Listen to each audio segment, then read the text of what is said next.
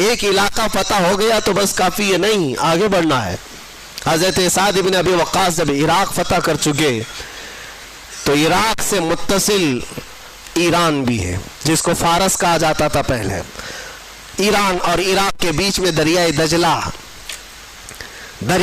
ہے۔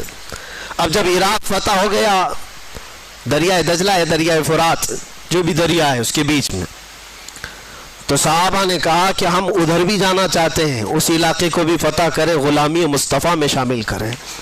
جبکہ فارس کسرا کے پاور کے اندر میں تھا۔ کسرا اس وقت کے سپر پاور بادشاہ کا نام ہے، جیسے آج امریکہ، لوگوں کے دماغ کے حساب سے، ہمارے حساب سے نہیں، سپر پاور۔ میرے عزیزوں، سعد بن ابی وقاص سے جب صحابہ نے کہا ادھر جانا ہے، کہا بیچ میں دریا ہے، کیسے جائیں گے؟ حضرت سعد بن ابی وقاص نے کہا تم میرے ساتھ چلو گے؟ صحابہ نے کہا کیسے؟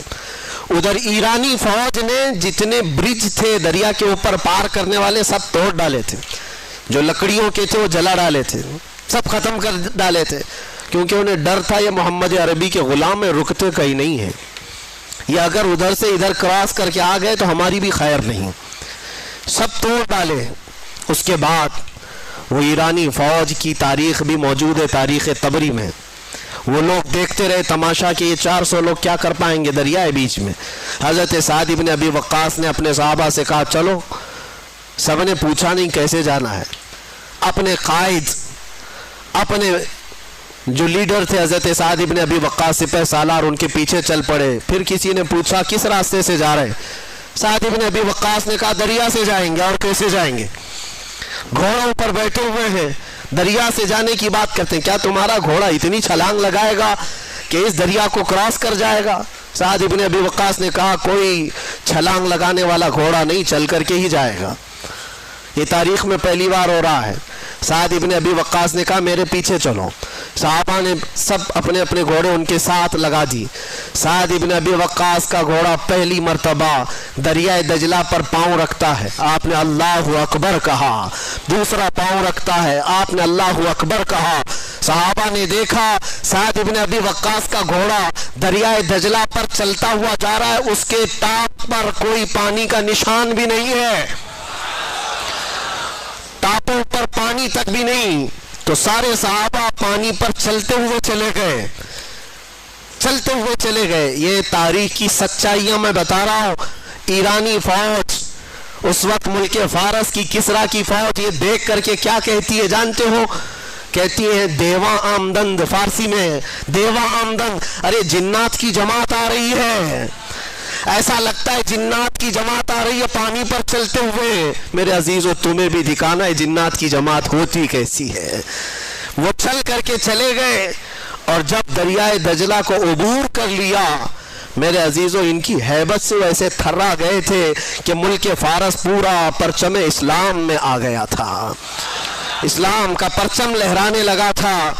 عزیزان گرامی وقار، اسی بات کو اقبال نے کہا تھا کہ یہ تھمتا نہ تھا کسی سے سیل رواں ہمارا، اور شاعر نے کیا کہا؟ دشت تو دشت ہے دریا بھی نہ چھوڑے ہم نے، بحر ظلمات میں دوڑا دیے گھوڑے ہم نے۔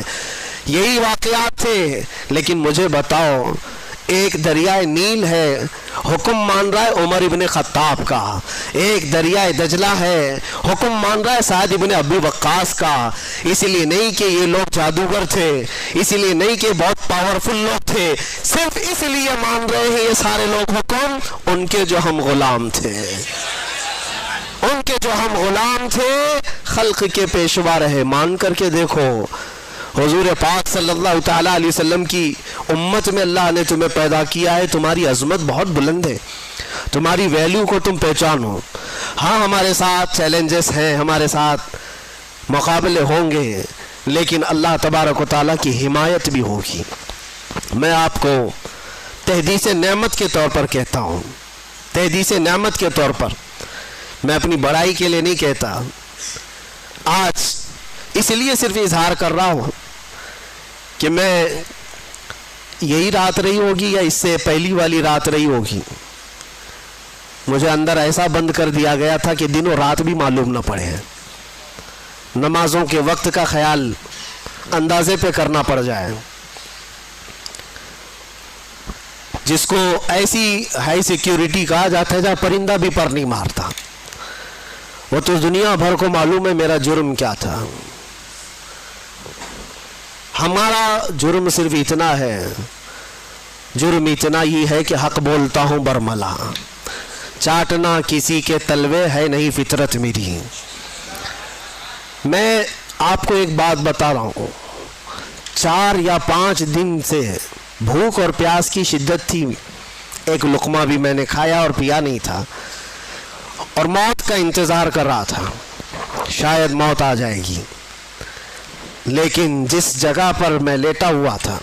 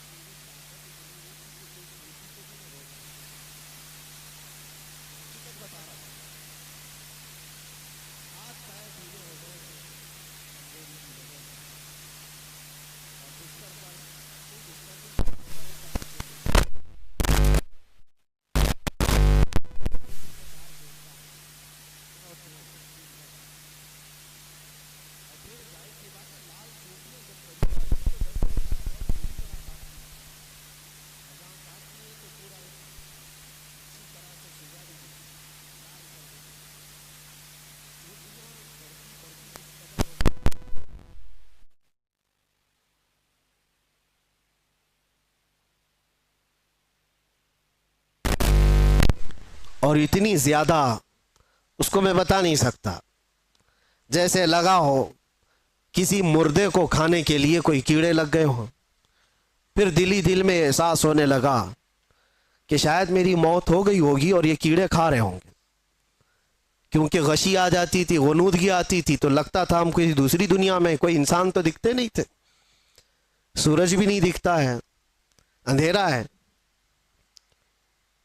3 سے 4 گھنٹے اس طرح سے لیٹے رہے. چونٹیاں ادھر کاٹیں گی ادھر کاٹیں گی، گردن پہ آ گئی، چہرے پہ آ گئی، جسم میں آ گئی. ظاہر سی بات ہے لگ تو رہا تھا، افطاری کا وقت قریب تھا. اب اس کے آگے کے معاملات جو میرے ساتھ ہوئے وہ میں ایکسپلین نہیں کر سکتا، لیکن اتنا بتانا چاہتا ہوں. طاقت آئی، جس نے بھی اٹھایا مجھے، کون تھا، کس نے اٹھایا، اللہ ہی بہتر جانے. جب اٹھ کر کے دیکھا بستر پر ساری چونٹیاں پڑی ہوئی ہیں، چل رہی ہیں، رینگ رہی ہیں جسم پر، اور میرے رب کریم کا احسان ایسے ان 50 نہیں 1000 چونٹیوں میں سے ایک چونٹی نے بھی کاٹا نہیں تھا. وہ اس لیے نہیں کہ میں کوئی پاورفل آدمی یا میں کوئی پرہیزگار، میں کوئی اللہ کا ولی نہیں، میں اس کا کوئی دعویٰ نہیں کرتا، کوئی دعویٰ نہیں کرتا. میری طاقت بھی اتنی نہیں تھی کہ چونٹیوں کو نکال کر الگ کیا جائے. لیکن اور یہ بھی نہیں ہے کہ کبھی کاٹی نہیں، کاٹتی ہیں، ابھی بھی کاٹیں گی. ابھی اگر ہاتھ پہ رکھ دیں تو کاٹ لیں گی. پہلے بھی کاٹی ہیں، مچھر بھی کاٹے ہیں، ایسے ہم ہیں نہیں کہ ہم کو نہیں کاٹتے، کاٹتے ہیں. لیکن وہ سچویشن جہاں آدمی پوری طرح سے مجبور ہو گیا ہو، ہاتھ پیر ہلا نہ پاتا ہو، چونٹیاں چڑھ گئی ہوں اور پھر نہ کاٹ رہی ہوں، تب یہ احساس ہوا رب ذوالجلال تو جہاں جیسا چاہے اپنے حبیب کے غلاموں کی حفاظت کرتا ہے.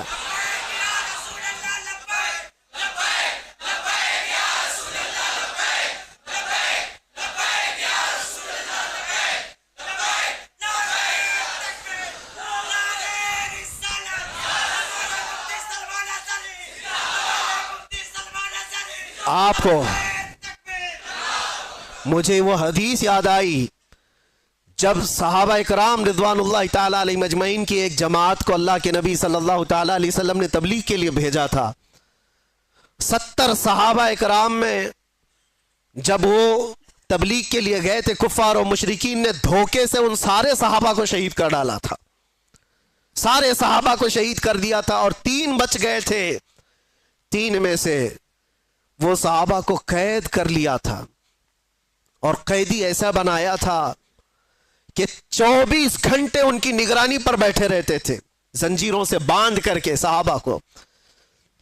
اس کے بعد ہوا یہ کہ اس میں ایک صحابی حضرت زید بن دسنہ رضی اللہ تعالیٰ عنہ، ان کو ان ظالموں نے نہایت ہی بے دردی کے ساتھ ان کے ہاتھ کی انگلیاں، ان کے پیر کی انگلیاں، ان کے ہونٹ، ان کے کان، ان کے ناک سب کاٹ کر کے شہید کیا تھا.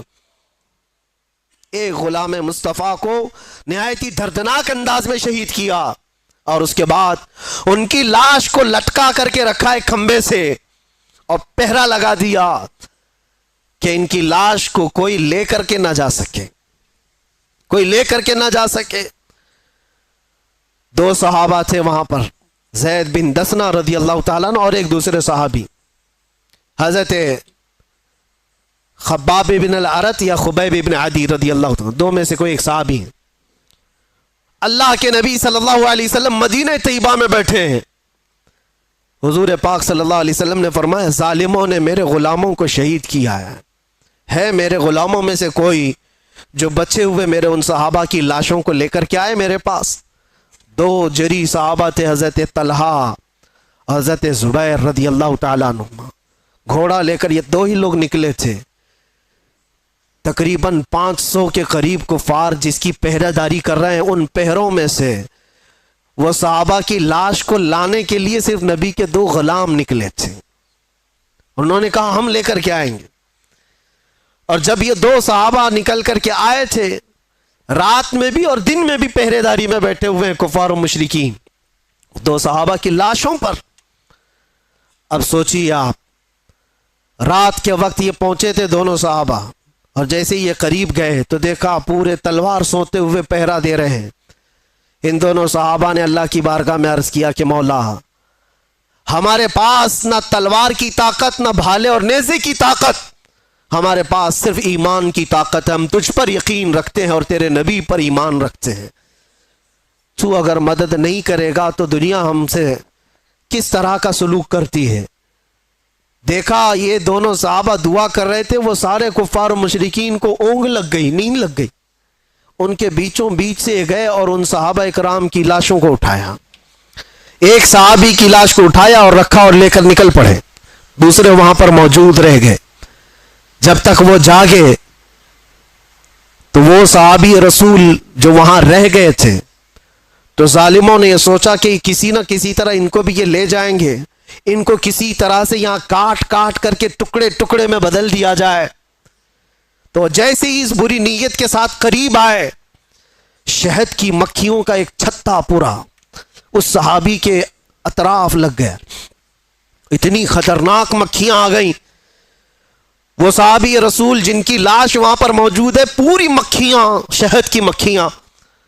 اور کفار و مشرکین میں سے کوئی قریب جاتا تو اتنا ڈنک مارتی تھی کہ وہ سوج جاتا تھا اور زہر چڑھ جاتا تھا. وہ شہد کی مکھیوں سے خوف کھا کر سارے بھاگ گئے. اس صحابی رسول کی جسم کو، ان کی لاش کو کوئی ہاتھ نہیں لگا سکا، ہاتھ نہیں لگا سکا. یہ واقعہ میرے ذہن میں آنے لگا کہ یہ رب تبارک و تعالیٰ کا دستور ہے، اپنے حبیب کے غلاموں کو کبھی شہد کی مکھیوں سے اور کبھی چونٹیوں سے حفاظت کرتا ہے.